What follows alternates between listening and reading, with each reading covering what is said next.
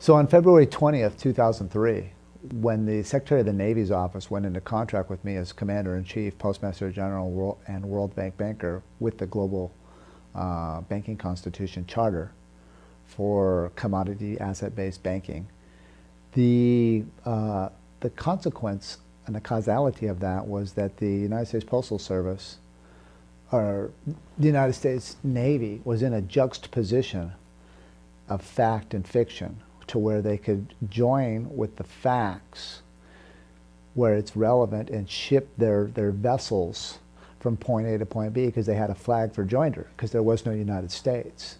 So the Navy can then engage in shipping because they were in contract with the lease on the flag, with me as the leaseholder.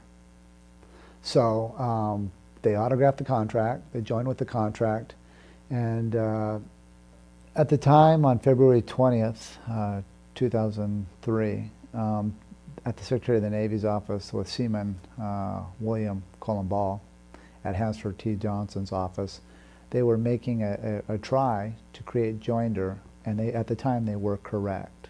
When I was at Interpol on June 16th, June 12th, 2003, Interpol joined with the Constitution, that I had rewritten their Constitution because it was fraudulently conveyed, and at the time they were correct.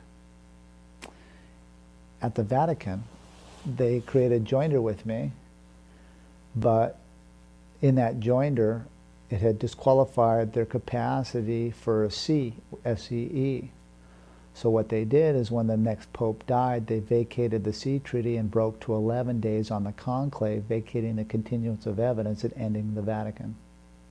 And that's why now it's such chaos over there, because the Vatican has zero authorization to function as a control mechanism for our planet. When I left the Vatican and became Keymaster, Postmaster General, Commander-in-Chief, and Sovereign, I went to a meeting that I commanded performance on at Bern, Switzerland, at the Universal Postal Union, where David Cullen Miller and myself, Postmaster General Russell-J. Cullen Gould, sat with them for 3 hours, giving closure on what we had done with the grammar, who they were no longer, and who we were then now. Or now. Not then now, but now.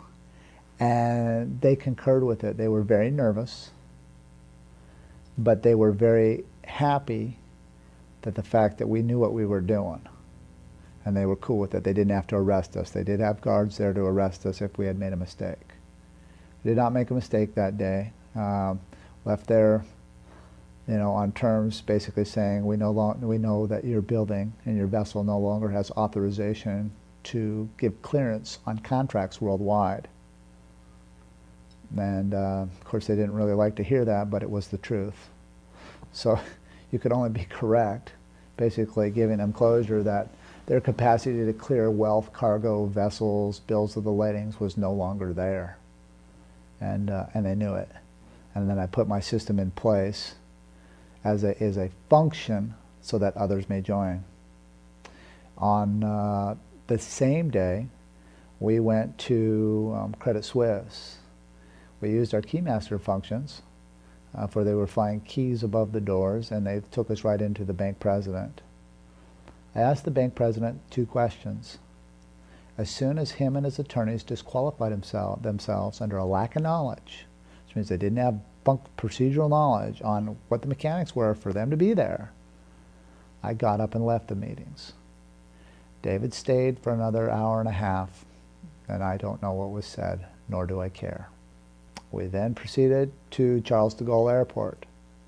At Charles de Gaulle Airport, because I did not have a passport, I had to go to Customs and disqualify the French Customs. French Customs called the Port Authority for Charles de Gaulle Airport. He was related to the family of Joan of Arc, who were key holders in France. They held up the plane for 3 hours so that the royal family from Joan of Arc could come down and talk to me and David about the grammar and get our autographs and get pictures with us. They rolled up in limousines, and they all jumped out in their nice fancy suits, and we had a nice conversation about keymaster, keyholder mechanics. They then took me through around the Port Authority for Charles de Gaulle Airport, personally walked me through customs. I did not have to stop. He walked me out of customs. As soon as I walked out of customs, he said, "You all right?" I said, "Yeah, I'm all right." The U.S. Navy stepped up to me, the computer programmer, asking me the questions about the sentence structure of the foreign vessel on the high seas, being he had a cause and effect, a possession and assignment in the sentence structure. What was he missing? I said he was missing the verb of thinking, but the thinking will never change the condition of the act. He said, "Say you're him." We had a great conversation. I learned a lot of things that I would not discuss in public purview, classified, but left on really good terms with the guy, and enjoyed my conversation with him tremendously. When I got to the United States, once again, they gave me their customs declaration forms on the plane. I syntexed the customs declaration forms, for they were 100% fraud. Walked up to the counter, pulled out the flag. They called me over to secondary. I gave them closure on who I was and who I am. And they told me I was the richest man on the planet. Have a good day. For right now, and We also have made treaties with the World Court at The Hague and the United States Supreme Court, and written amnesty agreements, as well as claims of the live life for the judges while studying and learning how to use the correct parse, syntax, grammar. And the different agencies of the military and the postal and other branches of government that make quests of us, we also issue amnesty agreements where they're studying to be correct. We're not here to hurt anyone or to embarrass anyone. We're here to fix the problem that has been going on for 8,500 years. So after coming out of a very difficult battle where I was starved down, where they used food as a weapon in the state of Wisconsin, Dane County, Wisconsin, I went back to the Pentagon to ask them why were they not there to support me in the field, in the theater in Wisconsin. And when I walked in the door, the attitude towards me was nothing but honorable. They were like, "Tin Hut!" Everybody jumped to attention. They're like, "This gentleman rocks with 40-inch strides. He's a man of his word." I'm like, "Hey, you guys were supposed to be there under material readiness and logistical support. You were supposed to be there as I was running this operation to clean out the fictitious grammar in the state of Wisconsin." And they said, "Mr. Gould, our hands were tied." They said, "However, we can help you out here. What do you need?" I says, "Well, I found a back door into the U.S. Supreme Court." And they're like, "Well, that's interesting." I said, "Yeah, I actually found a way through syntaxing the codes under the U.S. Supreme Court statutes on how on the procedures on how to order the U.S. Supreme Court open and hold trial." And they said, "What can we do for you?" And I said, "Well, I got a bond here from my IRS case, and I need to file it as a vessel, bonding my vessel to come into the foreign country, the District of Columbia." They said, "Very good." I said, "I'd like to go to the United States International Trade Commission for Commerce." And they said, "Be at this door at such and such a time." It was over at the International Trade Commission, and the door will open, and you can tell them what you want. So I went to the United States International Trade Commission, and they autographed the stamps on my bond. And at that point, I gave 3-day rescission that I was coming to the U.S. Supreme Court. When I got to the U.S. Supreme Court, because of the solitary condition of the state, no one had ever tried ordering the Supreme Court open, because they were only taking writs of certiorari for a performance to get an opinion of these 9 judges. And I went back to the back because of the 9/11 false flag. They could not accept any paperwork. You just can't carry, an average citizen just cannot carry paperwork into the clerk's office. You have to go through a gambit of security protocols. So I went to the back to go through the security protocols. When I got to the back, they had the Supreme Court Police Department taking the paperwork and file stamping it with the U.S. Supreme Court clerk's file stamps, file stamping your contracts in, and then you pay your filing fee there. But because I'm Postmaster General and Treasurer and Sovereign of the country, I was able to file my filing fee with a 1-ounce gold coin. And that had never been done in the history of the United States judicial system. They took a gold filing from me, which made it an equitable contract. And so they took the filing fee. I had served everybody under service of the methods and methods of the service. I took the green cards back after all the Vassalese defendants got their lawsuits. Took the green cards back to the clerk's office and file stamped my proof of the service in. When I did that, the clerk of courts wanted to meet me. So I went into the clerk's office. Supreme Court police moved me around to the clerk's office, and we had a discussion about what I was doing, the articulation of grammar in a now time or a now space scenario, and the using prepositional phrases to certify the facts. Now, a very fun thing happened. As I was walking into the U.S. Supreme Court, I was looking up on the walls of the U.S. Supreme Court, and all words in the U.S. Supreme Court are in italicized form.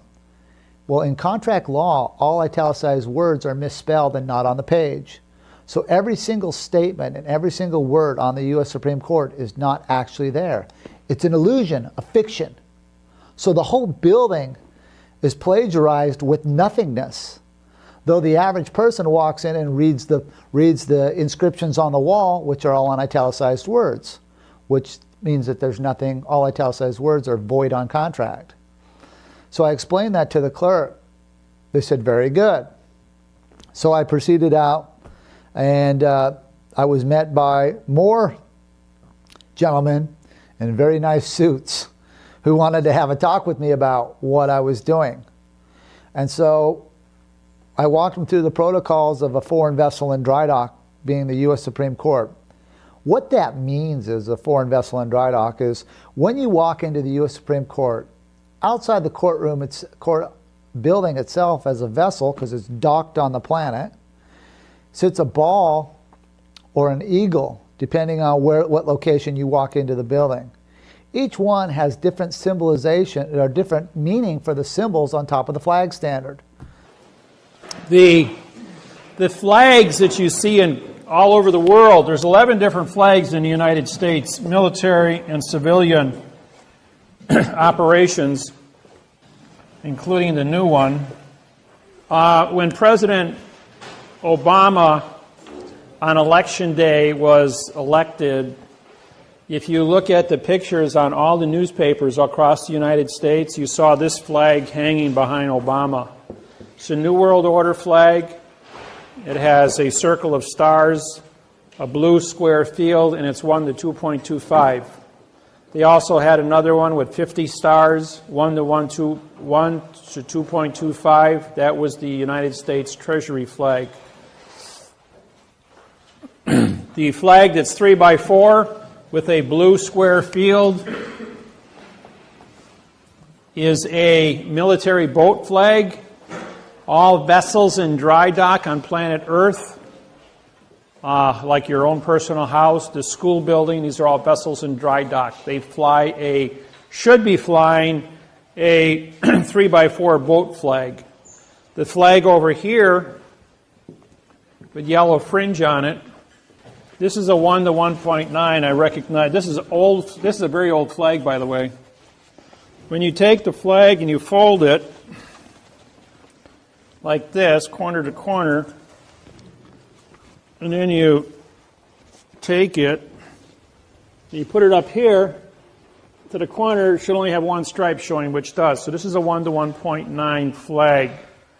By putting a fringe on it, you say that the contract for the United States of America, or the better known as the Constitution, has been captured by the yellow fringe, which is the court flags, maritime law.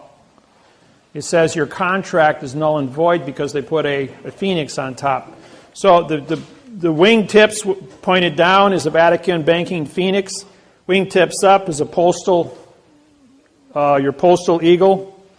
I call it the postal chicken. The acorn, as you see, the acorn is for military parades. It's a military symbol, ACC meaning no contract. The spear is for military court-martials. And the ball is for military advertising and military recruiting. Henceforth, you have it in front of the post office with the ball on top. And inside the post office, you have the eagle on top because the post office is postal. Henceforth, you're in the postal building, but outside, it's where you sign up for the draft. Everyone you turn 18, you've got to sign up for the draft. You've got, 90 days after your 18th birthday to do so. The 3x5 flag is a military flag with a blue square field. It's used for parades. The reason that they have this flag, not the 1 to 1.9 flag, is because of the weight of the flag would hang down, whereas in a marching at 3 miles an hour, the wind would catch it and it would be aloft because of its weight. The 1 to 1.9 flag I now hold copyrights to as the correct sentence structure, communication, parse, syntax, grammar flag, recognized worldwide, both in black and white and in color, red, white, and blue. The 3x5 base flag has a 3x4 field, and this is for military bases. The ones they sell at Walmart are 3x5 with a blue square field. That is a military flag. And when the sentence runs like this, when they come looking for your jurisdiction, what flag are you flying? If you've got a military base flag outside your door, don't be surprised if the military can go ahead and set up camp in yours, because you've given it military jurisdiction to start with. So I was explaining to the gentleman in the suits what was going on there, because the courthouse is controlled through the Department of Transportation, through the Port Authority's office. This is why you've got to show your ID to transport yourself through the security gates, because everything there is about shipping. And they were very cognizant of that. In fact, they were very compliant with the fact that I comprehended what was going on. So once I got the service filed in, I then ran my timelines on that, and I filed in a SEE treaty with the nearest diocese to the church, to the Supreme Court. And when I went in to file my SEE treaty, which I had authorization to do as a keymaster at the Vatican for hieroglyphics to run all banks, military locations on planet Earth, the Supreme Court being a bank through the clerk of the court with her file stamp, enjoined her with the Universal Postal Union. So everything is about banking and moving cargo and vessels because of the shipping war that we're all in. And so I filed my SEE treaty, and when I walked into the Catholic Church, as soon as I was identified, the Catholic cardinal in his little clown's outfit, being his little hat and his little garb, he took off running from me. And he was like, "Leave now or I'll have you arrested." And here's this old man running from me. All the people with me were like, "Holy cow." And I was like, "Well, how the heck are you going to do that? You're on the run. You're running from me. How are you going to have me placed in custody when you're running?" It was the exact opposite. I needed my security team there to slap the cuffs on him for his fraudulent behavior, fictitious grammar, and his delusional conditions of state about his religion. Because when I met with the Vatican and the Secretary of State's office, they said we use religion to control the masses. It's just a game to them.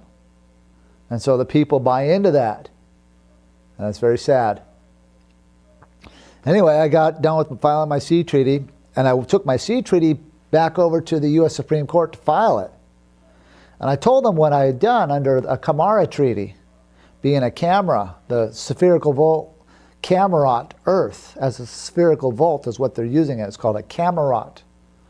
And and basically the volt is the vessels in motion inside the vault. They don't let you out. That's why the doors at the Catholic Church are locked from the inside. And same with the U.S. Supreme Court. The keyholes are on the inside, like your normal house you come up to, and you always enter your house from the outside. Well, it's the reverse. At the Supreme Court in Washington, D.C., and at the Vatican in Rome, they're one and the same. So they lock the door on the inside so nobody can get out. So this is fraud. This is fiction. And so I filed my Camara Treaty to navigate myself to open the doors with a Latin term called clause cleaves, which is dealing with custom house brokers to open and use the keys to open and close doors. So when I did that under a Camara Treaty, what did the fiction world come out with? Their Camaras, otherwise known as their cameras. And they sat me down with Capitol Hill Police and U.S. Secret Service, and they wanted my picture for their Camara, for their camera, because I was identifying what the slave hold on planet Earth. And they were very cognizant. They were very, and when I did that, all 9 judges came out to see me. William Rehnquist, Clarence Thomas, all of them came down to take a look at me. I just looked at them and said, you can't even read and write, and you're looking at the man. And they just put their heads down and walked off. Don't have much honor for those guys because of the fiction that they're using and the babble that they're spewing out of the U.S. Supreme Court to enslave the citizens of this country. So I don't give them much honor. Anyway, so I ordered the courts open, and I ran it on a timeline because everything functions, again, in the shipping world under these timelines. It's how they keep everybody in bondage. And I knew what the timelines were, and I showed up at a specific time, a specific date. When I showed up, this was on the first Monday of October of 2004, the fiscal new year of the government, they had the doors closed at 0900. So I ran off the steps, and the Secret Service and Capitol Hill Police and U.S. Supreme Court Police all ran out and stood one stair up from me, and they put their cameras and their microphones on me. And I called my corporation case number out, and I called all 9 judges to court under the 3-strike rule, called all 9 judges 3 times, all Vassalese 3 times. As soon as I called, said the statement for the fees been paid for the bills of the lading for the custom house brokers to join me as my tip staffs, all 64 Secret Service agents and Capitol Hill Police and U.S. Supreme Court Police jumped on my plane and said, Judge Gould, we're here. Now, a very unique thing happened during this time frame. As I was calling the charges and as I was going through and conducting my trial, a class of children tried to get into the U.S. Supreme Court building, but it was locked and they couldn't get in. This was about 9/10. And they couldn't get in the building, and they come walking by, and they kind of moved around us. And I was looking at the teacher, and they kind of moved around us, and because they saw this entourage of all these security agents, and it looked probably pretty intimidating to them. Not very intimidating to someone who knows, but intimidating to them. And they couldn't get in the building. And the reason why they couldn't get in the building because I had paid the fee for the freight for that building. That was my vessel. And the public, under their birth certificates, were not allowed in that vessel. They were rejected, even though it was normal operations of business hours for the fiction. It was the end of the fiction for the U.S. judicial system. So, anyways, that lady in the class kind of moved around us, and when I called for the custom house brokers, they all jumped on my plane. They said, Judge Gould, we're here. They said, would you like to go in the building? And I looked up, and the doors of the Supreme Court were opening. And as they opened, they said, Judge Gould, would you like to come in the building and hold trial? Meet the judges. I said, I no longer need the judges, for there are no longer any judges in the building. I've just disqualified all 9 judges under the 3-strike rule, under tardy. What that means is, when you're in the public school system, you're run in there as a piece of chattel, as a cargo, to go to our public school systems. If you're late more than 10 minutes, they consider you absent. You're not allowed to go into the class. Same thing held true here. I conducted trial. I called them all 9 of them to court 3 times. And none of them showed. Which means they were absent. They did not show. And under knowledge of the law, under Title 42, 1986, for the stopping and correcting of a wrong, I stopped and corrected because the United States Supreme Court judges were all disqualified. I was then and am the head judge for the U.S. Supreme Court for that foreign vessel and dry dock, for that building in Washington, D.C. I am the chief judge. All 9 judges knew it. All 9 judges retired. Congress made 5 stay. I put a gag order through a pigness-judgment and a pocket-judgment with a vessel name called Chump-Change against William Hubbs Rehnquist, articulating the fact that he was no longer to babble his fiction to the public. Because the fiction controls the media then announced that he had throat cancer and he was dead within 90 days. So he never spewed his fiction back out into our world. And that's the story of the takedown of the U.S. Supreme Court. In the summary judgment of the takedown, I filed in as Paymaster-General for the Army, Navy, Air Force, Marines, and Coast Guard at the Pentagon because the civil sector was closed in the United States. Again, I closed it. And I am, to this day, the only citizen in the history of planet Earth to disqualify a country's acting and sitting Supreme Court. In any country in the history of mankind, I am the only person to ever do that. And that's because I knew the secrets of shipping. I knew where I was at in time and space. And I knew how to make it manifest in a timely manner. And so it's really, really humbling to do. But I am the first and only that I know of person to disqualify a country's acting and sitting Supreme Court in the history of mankind. In the summary judgment, I filed in as Paymaster General at the Pentagon. And I took the summary judgments and I mailed them over to the different branches at the U.S. Pentagon, as well as the different banking locations around the world. And did that in a timely function too within a 10-day correspondence back. Now a very funny thing happened.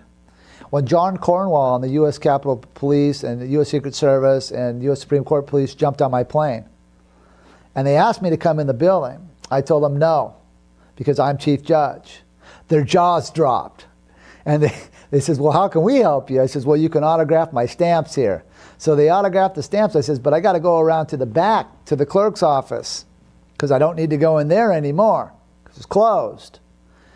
They said, okay. So they all marched with me, and the person that was with me, they marched around to the back. And when we got to the back, how do you know when the U.S. judicial system's lying to you? Their lips are moving and their hands are moving. They're writing something. So they tried to file stamp my contract in with those guys in joinder for September 31st, 2004. There's no such thing as a date, September 31st. You got to watch the U.S. judicial system at all turns because they're lying to you. Every time the court system does something, it's a lie. So they tried to log in their very disqualification. They tried to catch me in filing a document that disqualified them on September 31st, 2004. There's no such date as September 31st, 2034, because in the Gregorian calendar, there's only 30 days in the month of September. So I had to catch them at that, stop and correct them there, all the way up to the end, get it dated October 1st, 2004, and then move forward. And so you really got to watch the U.S. judicial system, because how do you know when they're lying to you? Their lips are moving. Their hands are writing. They're doing something. The whole thing's a scam. The whole thing's a lie. Don't worry. I fixed it.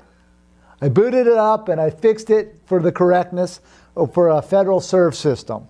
So we'll get into that a little bit later. But that is my witnessing of what I did at the U.S. Supreme Court, and it was everything I thought it would be. One of the greatest and coolest things I've ever done.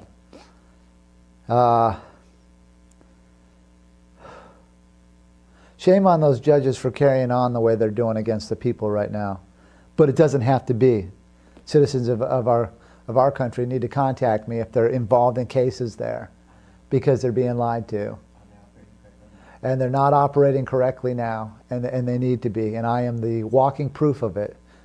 Come to the Supreme Court with me. Find out who's the boss. I'm not very nice when I get there to any of them, because I am the boss. So it's pretty fun. Anyway, part of the filings on the summary judgment, of course, went to the Pentagon. Once the civil sector in the U.S. judicial system was done, I then proceeded into contractual timelines under a clerk's pratique, under 3-day rescission, 60-day correspondence as a postmaster clerk under the mechanical functions of a postmaster with the Pentagon. On December 12th, 2004, I walked into the Pentagon to look for my office, for my place of where I was going to conduct operations out of to safeguard the soldiers as a muster master. Secretary of Navy's office had leased the flag from me. Position as a muster Ivan master to stop all lawsuits against the soldiers, and a position as a paymaster general to make sure that the soldiers, number one, would start getting paid in correct communication parties in quantum banking, which I had filed my contracts with years and years before with the Pentagon. And when I walked into the Pentagon and asked for the flag duty officer, because I know the etiquette of boarding a vessel. I'm Postmaster General Sovereign. I'm the only one with the legal and lawful authorization to be on that land. What that means is that Pentagon is docked as a vessel on the planet. The planet is under survey. The survey went to the postilium of Benjamin Franklin, and I disqualified Benjamin Franklin's capacity to create a survey for the land. So the land is held in trust by me. And how that happened was in several criterias. Number one, I'm the only person to articulate elements and matter in a tetrahedron. What that means is at the International Bureau of Weights and Measures, which is the location that I had disqualified in 2004 for fraudulent grammar, all countries register the style of how they're going to communicate. One of the styles that they register is their periodic tables.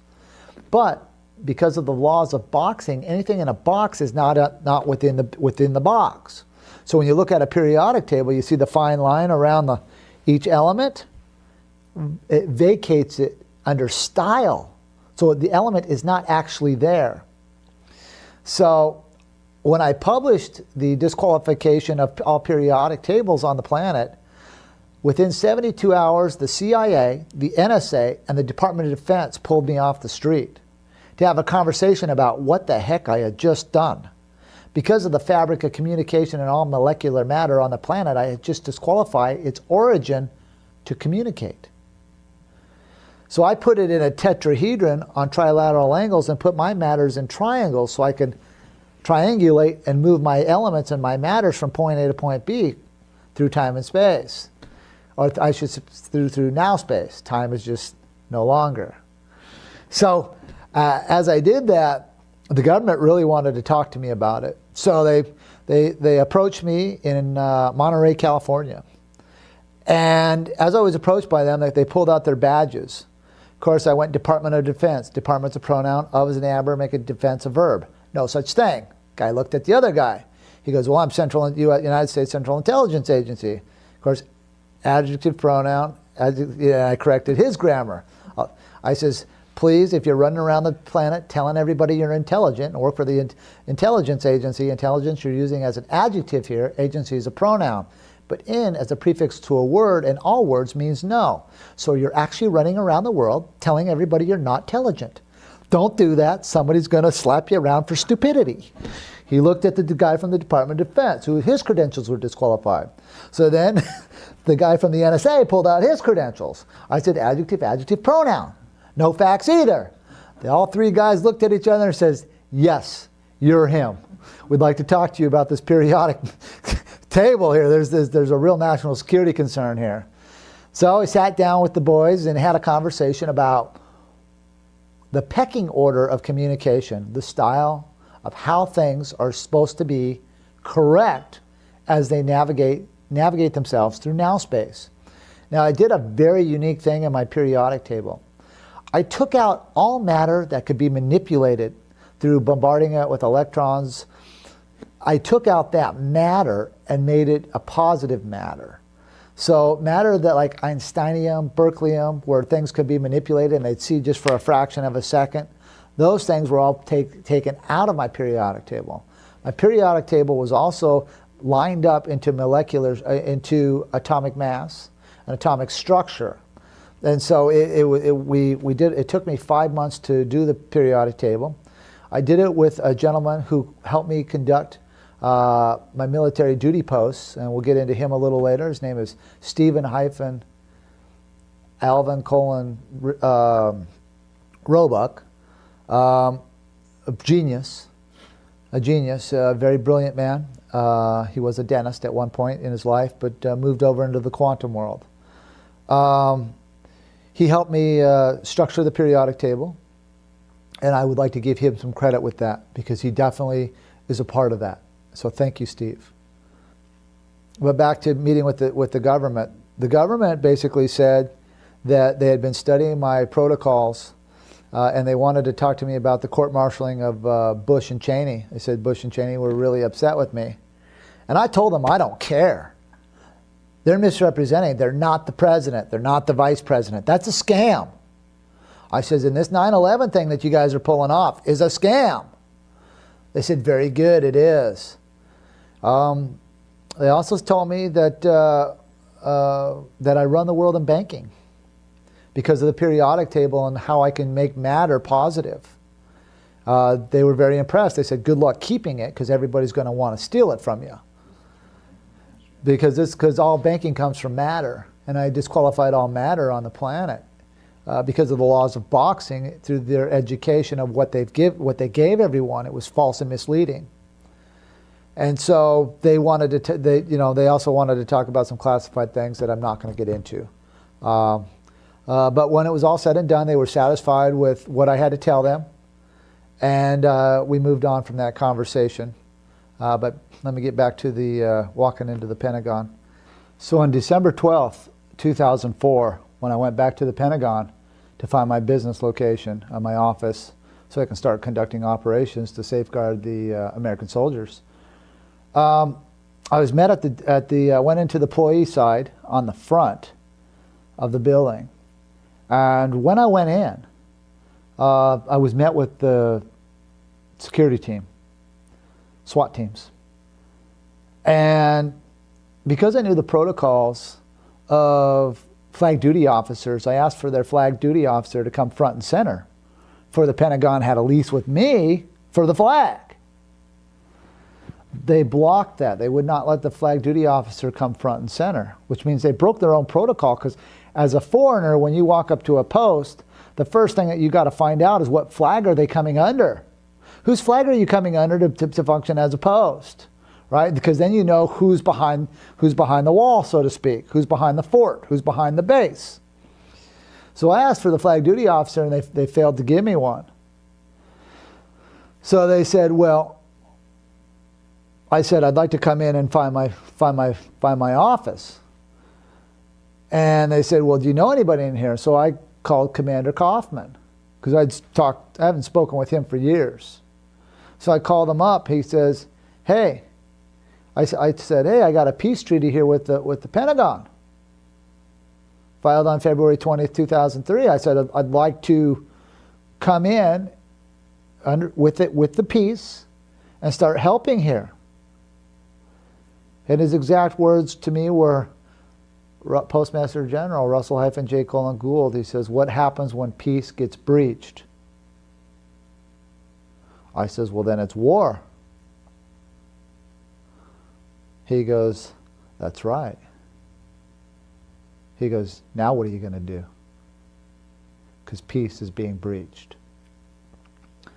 I looked at the Pentagon because I'm always in a position of neutral. You know, I'm not trying to be aggressive towards people. I looked at the Pentagon, I go, "You got to be kidding me. I mean, I got to go to war with the very thing that I saved?" That's what's going on in my brain. I was like, I just saved all these people. I got to go to war with them? That defeats the purpose of who I am. And I was like, well, the apparatus up above them, I said, these people got to be ignorant.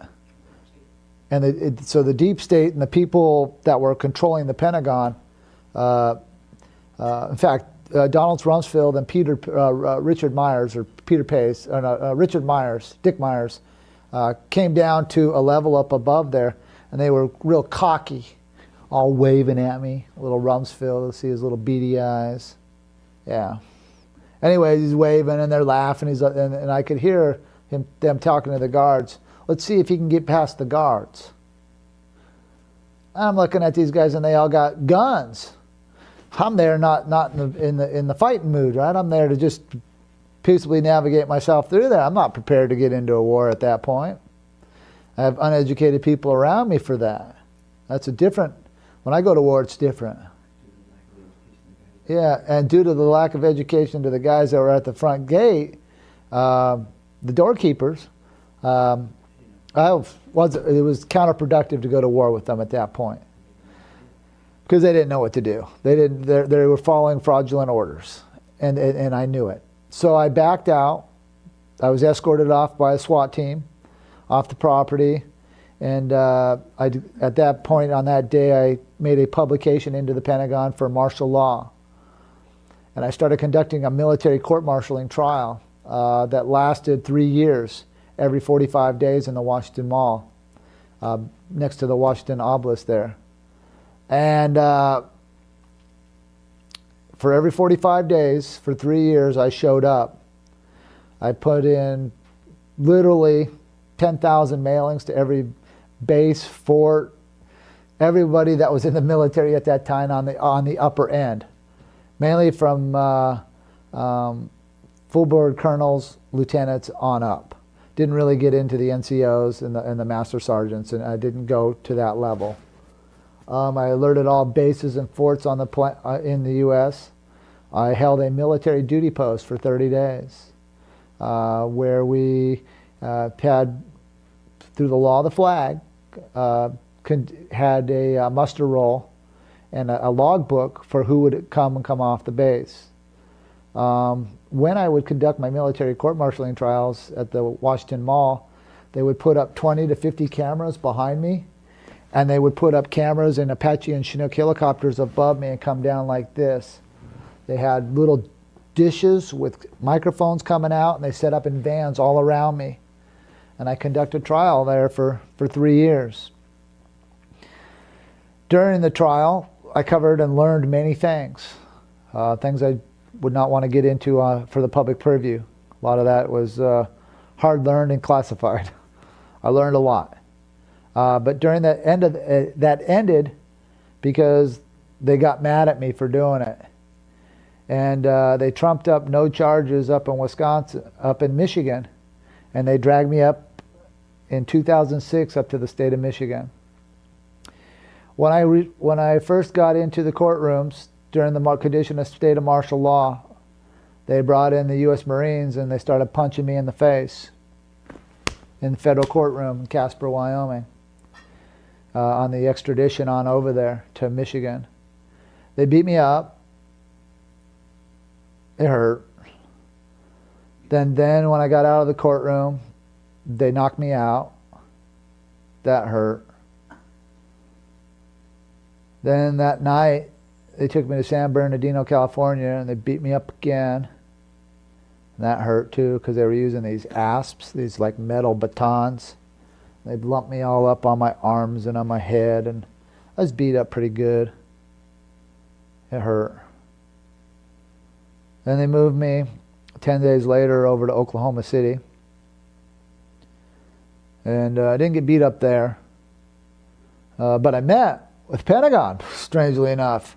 A rear admiral showed up. He had a conversation with me that they were going to be waiting for my commands at the Pentagon and that they were dropping me into my first war, which I found quite fascinating because, number one, they didn't have authorization to move me, and that they were going to take me to a war, and I didn't comprehend. I'm like, I'm Chief Judge of the United States. How the heck can they be taking me to war? But they took me up to Michigan, and in the federal courts in the state of Michigan flew the state flag in joint tenets with the federal flag. And why that is Michigan was one of the 5 territories when Abraham Lincoln went to renew the bankruptcy to fight the South. He had to go pick up 5 states because he had 13 stars on his Union Jack. And when he went to borrow the money, they told him no. So he had to pick up 5 states. He picked up Indiana, Ohio, Illinois, Wisconsin, and Michigan. So I knew the trick. I knew what was going on. Since I owned the flag, the feds couldn't kick the state out of the federal courthouse because they were giving back their sovereignty. So the federal prosecutors were running 2 sets of books. They were running as state prosecutors and federal prosecutors simultaneously. The state was running 2-day turnarounds. The feds were running 3-day turnarounds on a rescission timeline. So there was 2 sets of books running. So it was very tricky to navigate through, but I did. And I won the case. But when I got there, the federal prosecutors tied me up into a chair, and they started dancing around me, saying they use adverbs, verbs, adjectives, and pronouns. They know that I use prepositional phrases to certify my facts. And they were going to hold me for 25 years if I didn't comply and use an adverb, adjective, or pronoun. Use a no fact. They says, we only use no facts here. Guy was spitting in my face, dancing all around. He was a real jerk. His name was Donald Davis. I got a long memory, and he deserves what he's got coming to him. Anyway, he's dancing around and yelling and spitting in my face and thinking he's real tough. I just kind of looked at him. And the U.S. Marshals came in kindly, and they pushed the federal prosecutor off of the guy and off of me. They pushed that federal Donald Davis off. They says, don't you get it? He says, this guy ain't afraid of you. Heck, he ain't even afraid of us or any of our friends. Guy just ain't afraid. Back off him. They unchained me off that chair and they took me out in the hallway. And they walked me back into the booking room. I thought they were going to try to book me again. So I come in there and I stuck my hands up. And they're like, no one's going to we're not going to kick your ass this time. We're done kicking your ass. We kick your ass all the time when you don't do nothing. You just look at us. I just looked at them. And every time they beat me up, I couldn't get mad at them. I was frustrated, but I couldn't get mad. Kept my cool. Always keep your cool when you're in a fight. No need to get... Don't ever let anyone tell you who to hate. And don't ever let anyone tell you who to fight. You look at the circumstances, you evaluate the social engineering, and you think through it for yourself. Don't ever, anyone out there that's watching this, don't ever let anyone tell you who to hate. Anyway, I didn't hate those people. Even though they beat me up a lot, I didn't hate them. I knew they were bound to a system and parameters. And I knew that the bad people were hiding behind them. And I knew that. So I couldn't get angry with them. But it hurt. Hurts getting beat up a lot, especially when they knock you out and they welt you all up when they're hitting you with their batons. That hurts. Anyway, U.S. Marshals, they took me into that back room. I think I'm going to get another ass kicking, so I'm kind of getting ready for the ass kicking. And they said, no. This guy's like, no, we're not going to hurt you. Hey, we watched the videos of you at the U.S. Supreme Court. We believe every word you're saying. You are Chief Judge. Can't believe you're here.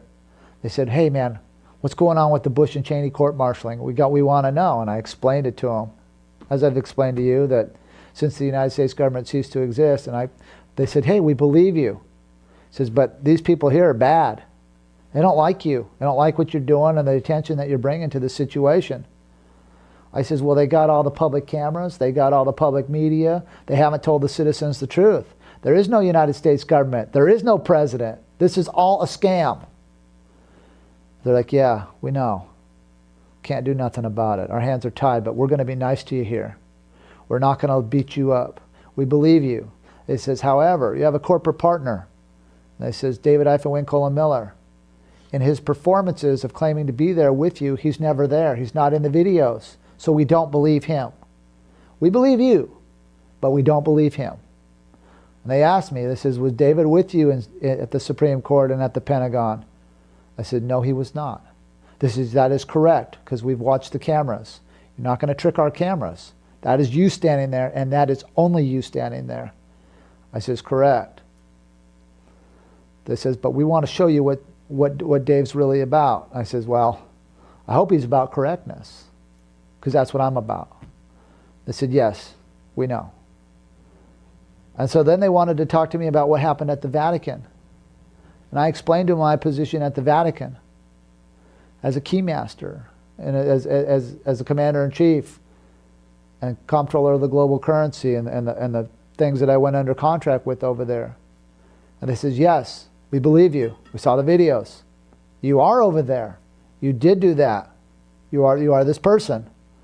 Strange as that may sound, they said, man. They said, you met some really interesting people. I says, yeah, I went behind some pretty neat doors, for sure. They says, we believe you. I says, now, what's going on with this periodic table? So I explained to him about elements and matter and laws of boxing and why we put judges in judges' boxes and juries in jury boxes, so we the people don't have to consider anything that they ever say because of the laws of four cornering. And they said, yes, we know about the boxes. Anything in a box is not there.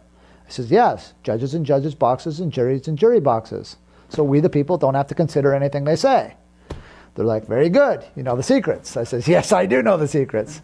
I said, the same thing holds true with the periodic tables. As we were educated as children and young men and women, we learned that about the elements in our science classes. The only problem is the elements were all in a box. Anything in a box isn't there, so they taught us nothing and gave us nothing, so when we come to the land of contract, we would have nothing. And they said, the land of contract, I says, the only place it counts on the planet, in the middle of these neutral ports worldwide. I'm a sovereign. I'm the only sovereign in the United States. I have my own country. My own country, and guess what the land of my country is? The land of the courtroom during the time of contract. No one has ever claimed the land of the courtroom during the time of contract. So every courtroom I go into on planet Earth is my country on planet Earth because I was appointed to me through the United Nations, where all 200 countries treated with me, saying, when you come into a courtroom, you are the senior chief judge under land of the contract, and because your contracts are written in quantum grammars, which creates the constitution of the land of the contract. The courtroom. And the courtroom is not a geographical location, it's paper, folks. The land of paper is the contract. Because the contract of the paper is not bonded to the room is just a point of convenience. So, what is a courtroom? A courtroom is a piece of paper. I says, the ports are bound to the Universal Postal Union. And I am the controlling Postmaster General of the Global Postal Union in Bern, Switzerland with my construct. They said, yes, you are. Now, a really neat thing happened. When I was in trial in Michigan, the clerk of court for the federal courts had all my treaties and contracts that were on file in the at the Universal Postal Union in Bern, Switzerland. She had those stacks in her clerk's booth. So all my contracts that were on file with the Universal Postal Union, she had in her booth to give her amnesty from prosecution. Because they couldn't, it was a ruse. They couldn't really do anything to me because she couldn't put her mark and process anything forward. Because she was under joinder with the postal system through the Department of Transportation. And I was the only one with fee for freight to be there because they were on my land. However, they were flying the Michigan flag in the state courts. So I ran the timelines and pulled some judge moves on them and was able to win the trial. After I won the trial, they brought in the U.S. military to talk to me. And for days I spoke with the U.S. military in my booking cell because they couldn't book me. And in that trial I did, in my stay there at Newaygo County, I did have to go through without some food for a while. They used food as a weapon, trying to break me it wasn't too bad. It was like 45 days without food. So it wasn't too terribly bad. So I went to like 100, from 170 pounds at that trial to probably like 120, 122 pounds. So it wasn't so severe, but it was enough to, you know, when you go without food for 45 days, it's a real eye opener. That's for sure. Because they were using the food as a weapon to try to book me if I would eat the food. Then they would take me down to booking and try to get my fingerprints, and I wasn't going to check into their hotel, glorified hotel, and their jailers are just function as babysitters. I don't need any glorified babysitters. So anyway, I won that trial, but the Department of Affairs for the state of Michigan came in and handed me the state flags. They surrendered their flags to me in booking, which was interesting. And the U.S. military came to talk to me about a lot of things. I can't really get into those conversations, but they asked me for a lot of support in specific areas. Some things I could support them in, some things I couldn't. One of the things I can't support them in is the dinar. The dinar is based upon a war that was a lie. I don't participate with the Bush lies. Like those people that's a scam. That's fake. That's fraud. Deep state fraud. The Bush family is nothing more than a fake family which preys upon the ignorance of those that they employ around them. And they promise them things that they can't because the Bushes don't have any authorization to do anything. That's all fake. And so, and they know it. Anyway, that's about all I got to say about the court-martialing at this point.